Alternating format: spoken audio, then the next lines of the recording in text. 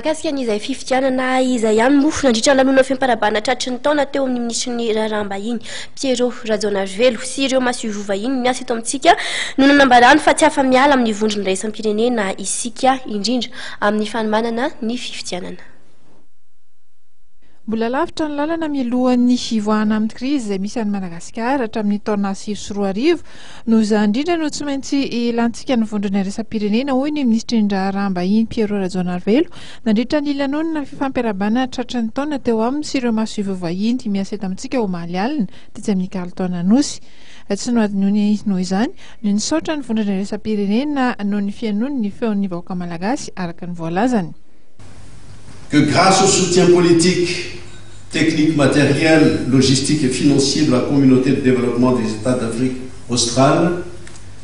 marché commun de l'Afrique orientale et australe, comme ça, de l'Union européenne, de l'Union africaine, des Nations unies, de l'Organisation internationale de la francophonie et de la Commission de l'océan Indien, et nonobstant les nombreuses gesticulations politiques exprimées ça et là, caractéristique de toute période préélectorale, les élections présidentielles, législatives et communales se tiendront dans quelques mois selon le calendrier établi. Nampiny koa moa fa dia tena ilain'ny seni tamin'izao fotoana izao ny fanampin'ireo manam-pahaizana ao avy ao amin'ny firenena mikambana amin'ny fikarakarana ny fifidianana eto amintsika amin'ny volana Mey iny.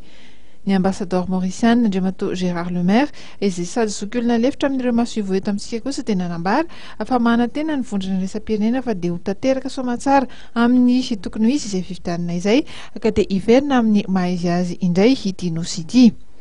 Le bon travail que vous avez fait, comme disait fort bien Monsieur le ministre, et que ce travail continue. Rassurez-vous, Monsieur le ministre, au nom du corps diplomatique, ce travail-là va continuer.